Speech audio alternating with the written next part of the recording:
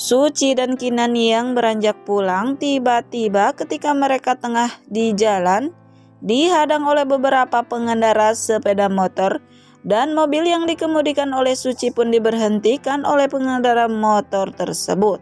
Lalu di sini para pengendara motor tersebut tiba-tiba menyerang Kinan dan Suci. Namun tiba-tiba ada sesosok perempuan yang menolong Kinan dan Suci menghajar semua pengendara motor, dan yang pastinya bukan kuntilanak ya guys. Dan di sini perempuan tersebut menghajar pengendara motor yang mencari masalah dengan Kinan, sehingga semua pengendara motor tersebut pun kalah, sehingga mereka pun jatuh tersungkur dan menyerah, tidak lagi mencari masalah ataupun menyerang Kinan. Lalu di sini Kinan pun tersenyum ketika melihat sosok perempuan tersebut. Dan ternyata di sini sosok perempuan tersebut adalah Nikita, yaitu teman kecil Kinan yang sudah lama tinggal di luar negeri ataupun di New York. Lalu di sini Kinan pun terlihat senang dengan kehadiran Nikita, dan di sini Kinan pun langsung menghampiri Nikita serta bertanya, mengapa tiba-tiba Nikita mendadak pulang ke Indonesia, bukannya selama ini Nikita tinggal di New York? Dan di sini Kinan pun mengajak agar Nikita ikut pulang bersamanya ke rumah Kinan. Lalu Kinan pun di sini sempat mengenalkan Nikita kepada Suci, yang pada akhirnya mereka bertiga pun beranjak pulang bersama ke rumah Kinan. Lalu ketika di dalam mobil, Kinan pun mengejek sahabat kecilnya tersebut dengan mengatakan jika tidak mungkin bagi seorang Nikita pulang ke Indonesia tanpa ada sebab yang pasti.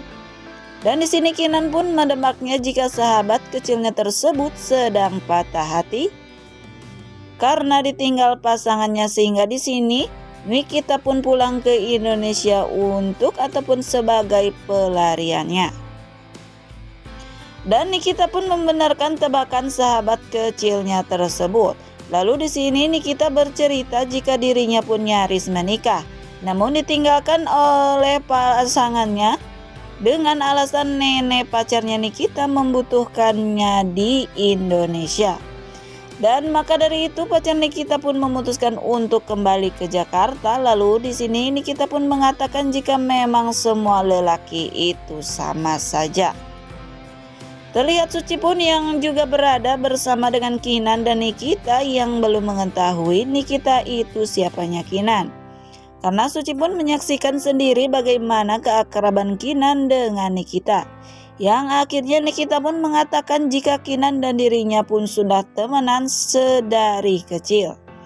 Lalu akhirnya di sini terlihat Suci pun yang lega mendengar pernyataan yang keluar dari mulut Nikita. Dan di adegan lainnya juga terlihat Sila yang sangat kesal karena mendapatkan kabar jika anak buah yang dibayar Sila pun gagal mencelakai Kinan dan Suci. Namun yang pada akhirnya Kinan, Suci serta Nikita pun tiba di rumah Kinan. Lalu di sini terlihat Nikita disambut dengan hangat oleh Ibu Sarita dan Andini. Ibu Sarita maupun Andini terlihat senang ketika melihat Nikita dan Nikita pun akan memutuskan tinggal di Jakarta.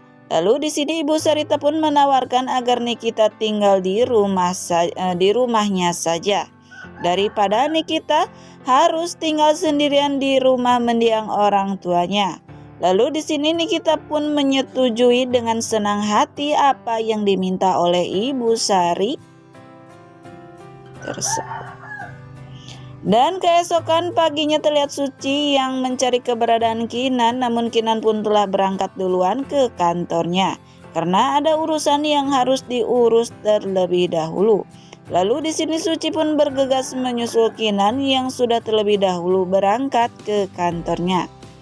Dan di adegan selanjutnya terlihat Suci pun yang tengah mengendarai ojek, namun ojek tersebut oleng sehingga terjatuh.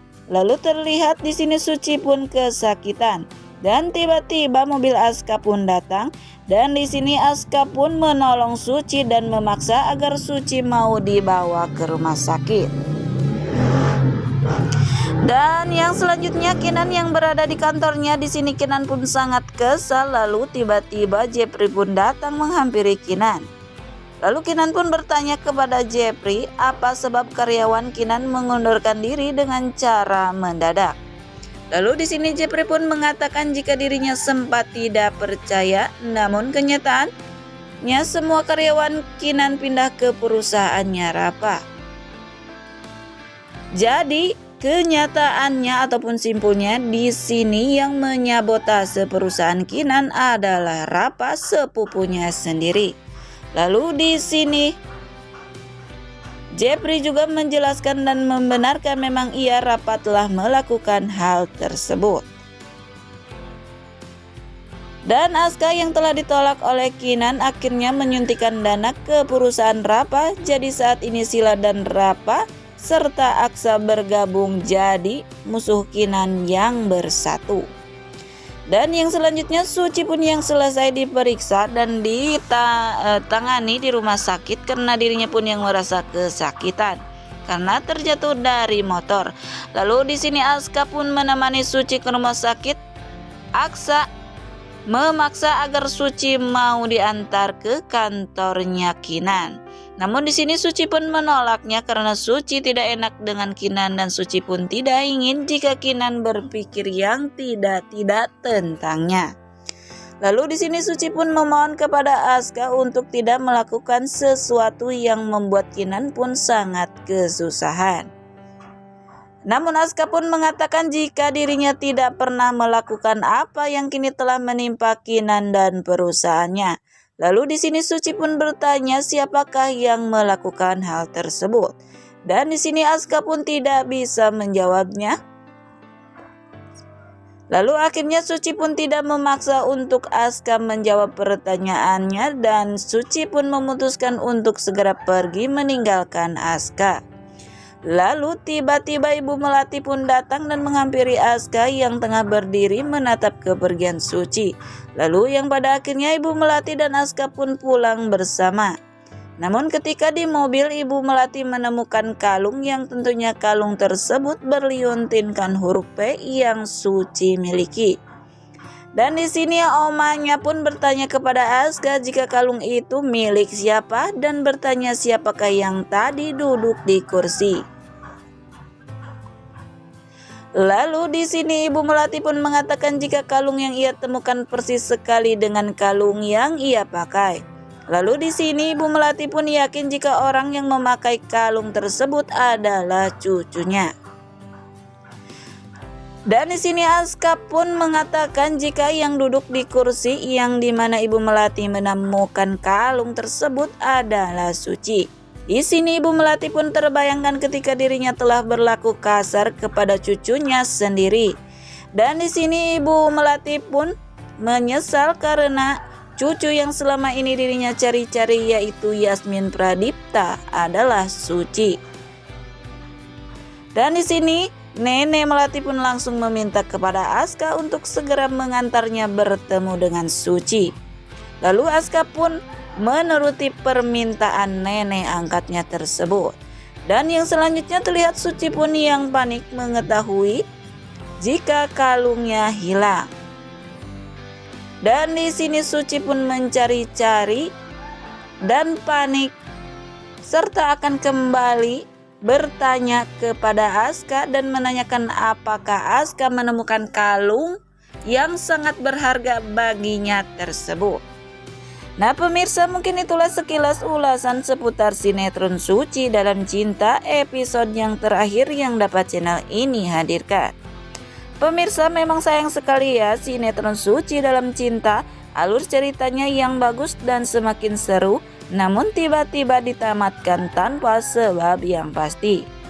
Semoga saja sinetron Suci Dalam Cinta akan ada season yang kedua. Dan yang pastinya ceritanya pun akan lebih menarik serta pemain utamanya pun lebih membuat kita baper menyaksikannya. Dan bagi kalian yang sudah mengikuti sinetron Suci Dalam Cinta dari episode awal sampai episode akhir, kami ucapkan terima kasih. serta kalian juga yang sudah mengikuti ataupun menonton video dari channel ini hingga memberikan like, komen maupun subscribe-nya. Saya ucapkan terima kasih. Dan jangan bosan terus ikuti serta tonton video dari channel ini. Dan sampai jumpa lagi di next alur cerita ataupun sinetron selanjutnya. Mohon maaf apabila ada kata-kata ataupun dalam penyampaian saya yang kurang baik. Sekian dan terima kasih. Saya pamit undur diri. Wassalamualaikum warahmatullahi wabarakatuh.